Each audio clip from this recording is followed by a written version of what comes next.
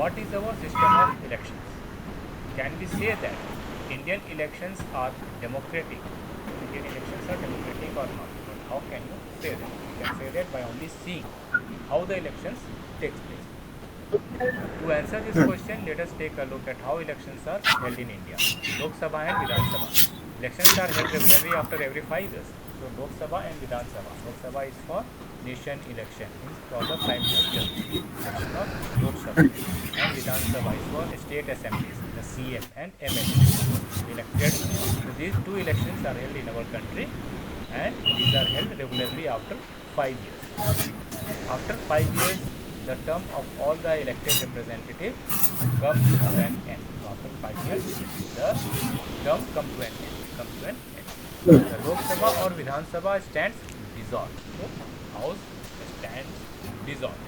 What does it mean? This means election is to be taken again. The election or the new election is to be taken place to elect new members, new representatives. Or the same representatives can also be elected, but the election will be held. Elections are held in all constituencies at the same time, either on the same day or within a few days. Also, elections are to be held. Elections will be held in all the constituencies of that state, or in Lok Sabha in all the wards, or all the constituencies. At the same time, in few weeks, this is done. Elections are held in all constituencies at the same time, either on the same day or within a few days. This is called a general election. Sometimes election is held only for one constituency to fill the vacancy caused by death or resignation of a member. So, if someone resigned or some MLA or some representative died, then again re-election will happen. By election. This is called by election. This is what a by-election is given. In this chapter, we will focus on general election. So, in the syllabus scope, we are focusing on general election only. That happens every 5 years. Electoral constituencies. You read about the people of Haryana electing 19 MLAs. So, in Haryana, even 19 MLAs are elected. You may have wondered how they did that. Did every person in Haryana vote for all the 90 MLAs? So, question may arise. Everyone has voted for 90 MLAs. Those 90 MLAs or not? You perhaps know that this is not the case. In our country, we follow an area-based system of representation. Area-based system of representation is there. So what this means? In one region, so people will elect one representative, or in one constituency, people will elect one member. In other constituency, those people who are living in those constituencies can elect their representative. So it is area-wise division or constituencies. So you perhaps know that this is possible. Our country will follow an area-based system of representation. The country is divided into different areas for purposes of elections. These areas are called electoral constituencies. The voters who live in an area elect one representative. So in their area they elect one representative. For Lok Sabha elections, the country is divided into 543 constituencies. The number is important. 543 constituencies are there for Lok Sabha elections. The representative elected from each constituency is called a member of parliament or an MP. For Lok Sabha election, whoever is the winner, he will be MP. That is member of parliament. One of the features of a democratic election is that every vote should have equal value. That is why our constitution requires that each constituency should have a roughly equal population living within it. So each constituency should have roughly the same number of population living within it. Each state is divided into a specific number of assembly constituencies. In this case, the elected representative is called the member of legislative assembly or an MLA. Each parliamentary constituency has within it several assembly constituencies. Each parliamentary constituencies has within it several assembly constituencies. because for nationwide election, for Lok Sabha election, constitution is legal. So each parliamentary constituency has several assembly constituencies. The same principle Okay. applies for panchayat and municipal election, like Okay. elections are there in local body. Yeah. Each village or town is divided into several wards, that are like constituencies. Each ward elects one member of the village or the urban local body. Sometimes these constituencies are counted as seats. For each constituency represents one seat in the assembly. Like we say that both the 160 seats of India is equal. Candidates of both the vote in city assembly constituency in the state, and thus both thus have 60 MLAs in the Yeah, you know, state in this assembly. family. Okay. Now next, reserved constituencies means our constitution entitles every citizen to elect his or her representatives and to be elected as a representative. Means everyone have right, equal right to elect or to cast vote to and elect his representative. The constitution makers, however, were worried that in an open electoral competition, certain weaker sections may not stand a good chance to get elected to the Lok Sabha and the state legislative assemblies. The constitution makers, however, were worried that in an open electoral competition, certain weaker section may not stand a good chance to get elected in the Lok Sabha and the state legislative assembly. So it was as a weaker section may not get opportunities to be elected as a representative. Okay, so they may not have the required resources, education, and contacts to contest and win elections against others. So the weaker section may not have the proper contacts or proper education or enough resources to fight the election or to contest the election. If they contest it also, they will not have enough resources to prove themselves what they will be doing to win the election. So somewhere they will be lagging. Those who are influential and resourceful may prevent them from winning election. Okay, so those who are already in power or they have more influence in the society, they may try to influence other people to get their vote towards them, and they may prevent from others, weaker section or weaker people, to win. If that happens, our parliament and assemblies would be deprived of the voice of a significant section of our population. So if this is the case, then what will happen? So our parliament and assemblies would be deprived of, means missing. Something will be missing in the assemblies. What the things will be missing? The missing thing will be the major, one group which is deprived, which is weaker group. Their voice might not be heard in the assemblies. So everyone have the right to raise the voice. Okay, so if the representative is from that section, he can put it in a better way. So it is required that from representative from those section should also contest, and if he is eligible, he can contest, and if he wins, he can be the member of the legislative assembly or the Lok Sabha. So there should not be any section left, like they are not able to raise the voice. So it says if that happens, our parliament and assemblies would be deprived of the voice of a significant section of our population. That would make our democracy less representative and less democratic. So if that thing will happen, then it will be like little bit lesser democratic, it will mean. So democracy, because election is happening anyway, but that will be different level of, some lower level of democracy it will be if such thing happens. So the makers of our constitution thought of a special system of reserved constituencies for the weaker section. So there is a special system in our constitution that allows reservation for weaker section in the constituencies. Some constituencies are reserved for people who belong to scheduled caste and scheduled tribes. So for scheduled caste and scheduled tribes, there are reserved constituencies. Some constituencies are reserved for SC and ST, means only the SC and ST members can occupy those membership, can lead that place.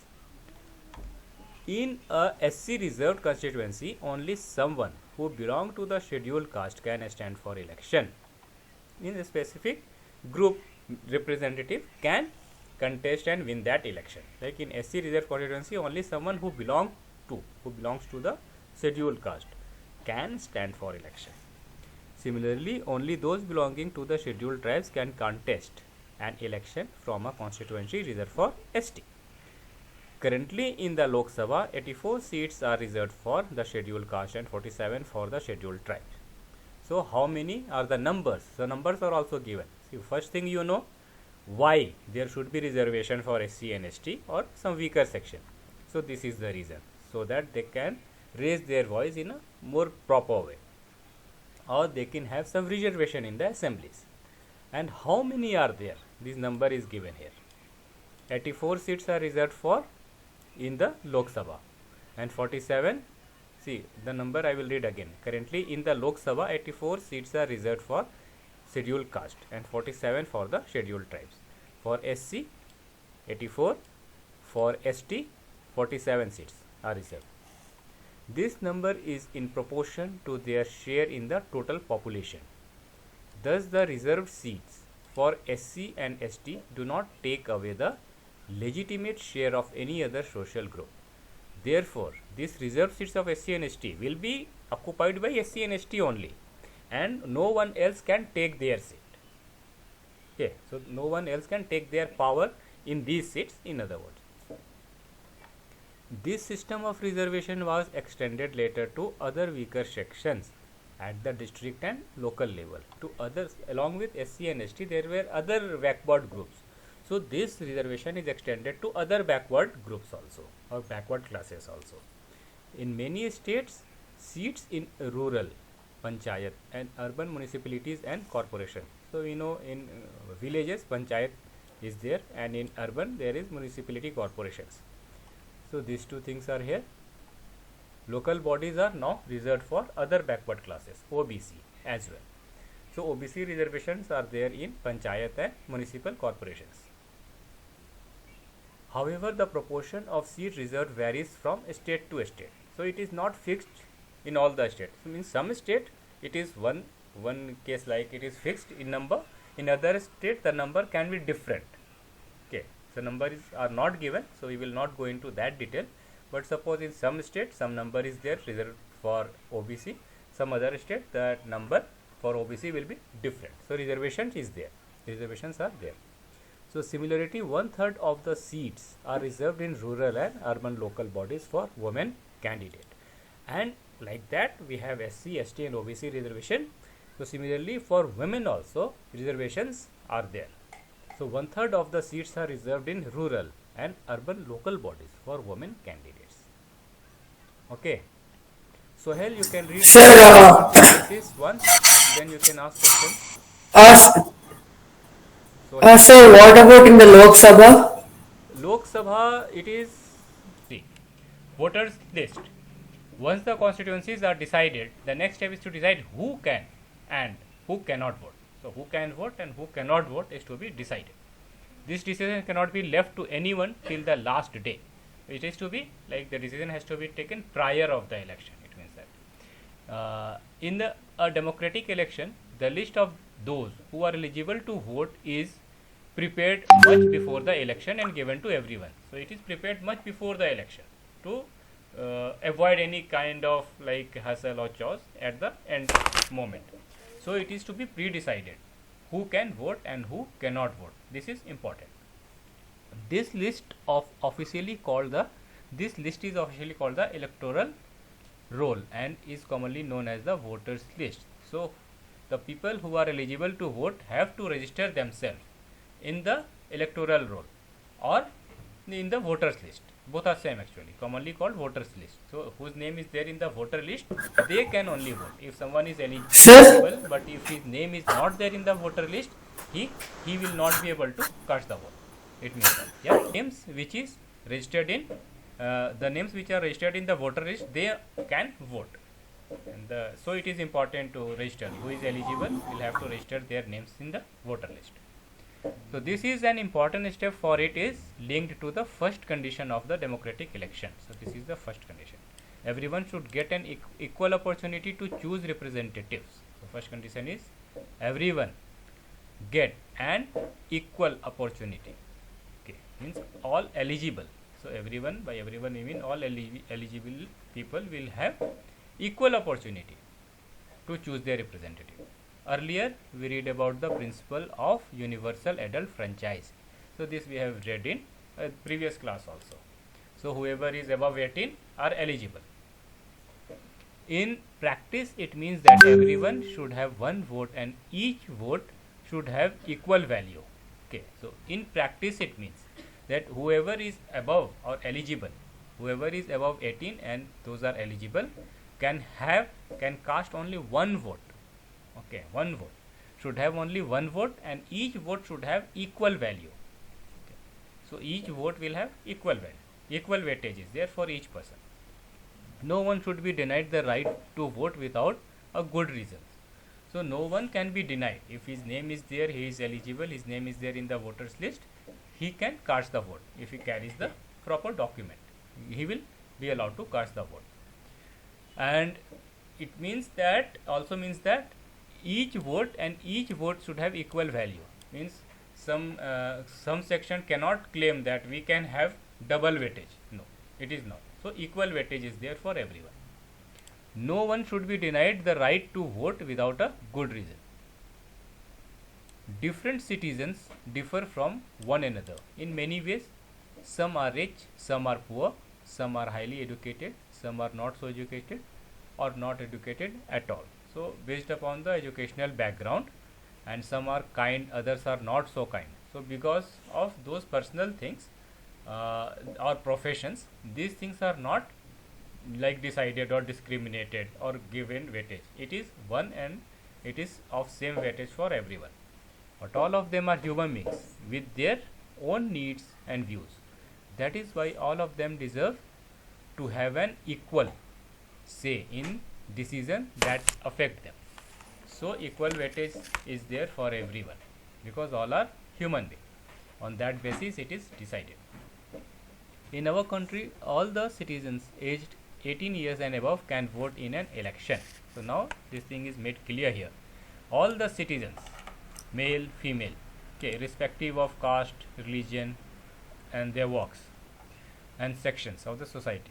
So if they are 18 years and above, they are eligible to vote. Every citizen has the right to vote regardless of his or her caste, religion or gender. Some criminals and persons with unsound mind can be denied the right to vote, but only in rare situations. So some people who have unsound mind, means not healthy mind, and those criminals, some criminals are denied to cast the vote, but only in some situations, rare situations. It is the responsibility of the government to get the names of all the eligible voters put on the voters list. As new person attain voting age, names are added to the voters list. So suppose you people are around 14 or 15. So after 3 years you will be eligible to cast the vote. So your data will be added and your names will be listed in the voter list. So it means that. So new members, have they grow up, their names will be added, and those who are like passed away, his name will be deleted. So these things are like process in the as the part of process it is. Names of those who move out of a place or those who are dead are deleted. A complete revision of the list takes place every 5 years. So election happens every 5 years. So complete list also revised in 5 years, once in 5 years. This is done to ensure that it remains up to date. In the last few years, a new system of election, photo identity card (EPIC), has been introduced. So photo identity card, that is now voter ID also, is introduced. The government has tried to give this card to every person on the voters list. So government tries to give this card, photo identity card, here we call it voter ID card. So it is to be given to every person whose name is there in the voter list. The voters are required to carry this card when they go out to vote, so that no one can vote for someone else. So this card will have to match with the voter list entry, the name there in the voter list entry. So the person or the invigilator who is sitting there to identify the person going for the vote. So if these matches, he will be allowed to vote. But the card is not yet compulsory for voting. But the card is not yet compulsory for voting, because if someone has lost the voter ID card, he can carry some other ID card also. If the name is matching, then he will be allowed to vote. If it is identified he is the same person as given in the voter list, he will be allowed to vote with Aadhaar card also, or with driving license also. For voting, the voters can show many other proofs, like proofs of identity like ration card or the driving license also. So this is distributed by government. Voter ID card is given by government, so that everyone will have one card that he can bring to cast the vote. But even if it is missing there, then he can carry other cards, ration card, DL card, or other ID proof, so that he cannot miss the card. He will not miss the election. Nomination of candidates. We noted above that in a democratic election, people should have a real choice. So there are choices available for people who are. Sir, you are in mute. Okay, I was on mute. So in nomination of candidates, we noted above that in a democratic election, people should have a real choice. So people should get a choice for the choosing their representative. Means that this happens only when there are almost no restrictions on anyone to contest an election. So the choices can be there. This happens only when there are almost no restriction on anyone to contest an election. So anyone who is eligible can contest the election. This is what our system provides. Anyone who can be a voter can also become a candidate in election. Anyone who can be a voter can also become a candidate in elections.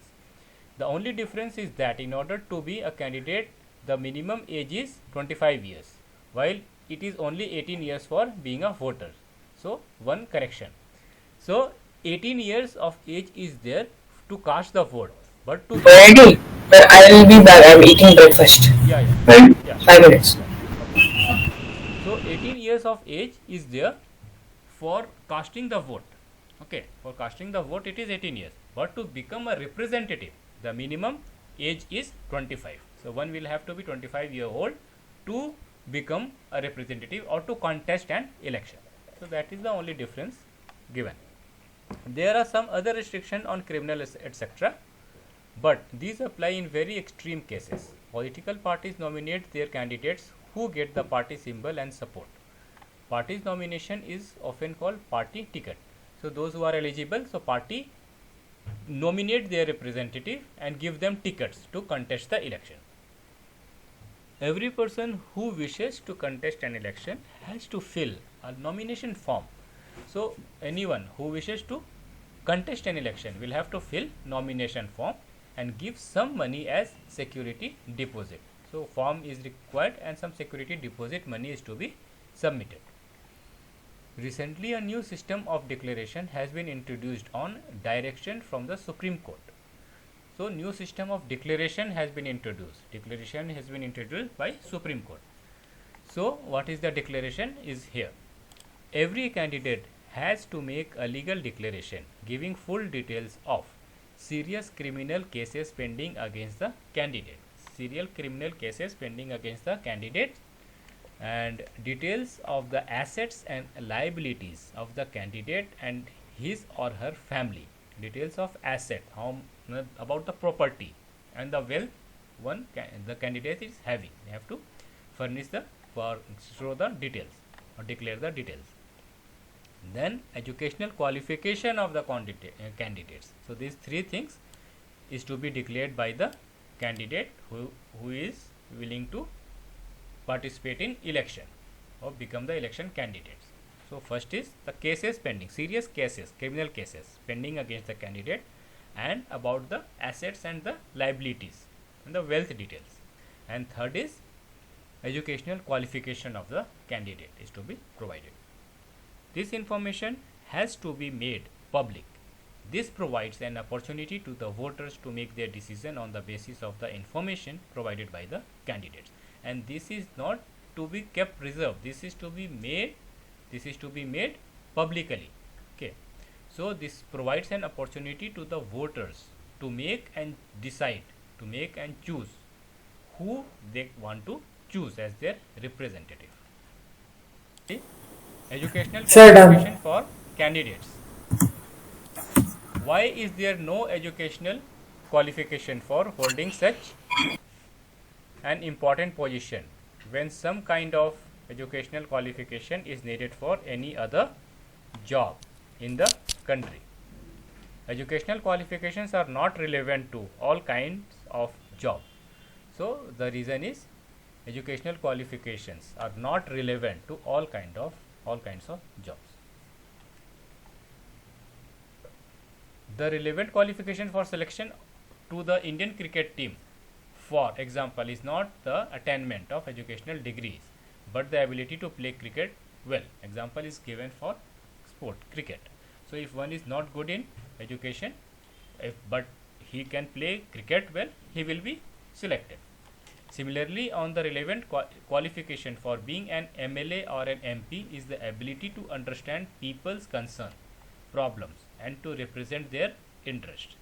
So the qualification for being an MLA or MP is the ability to understand people's concern, problems, and to represent their interest.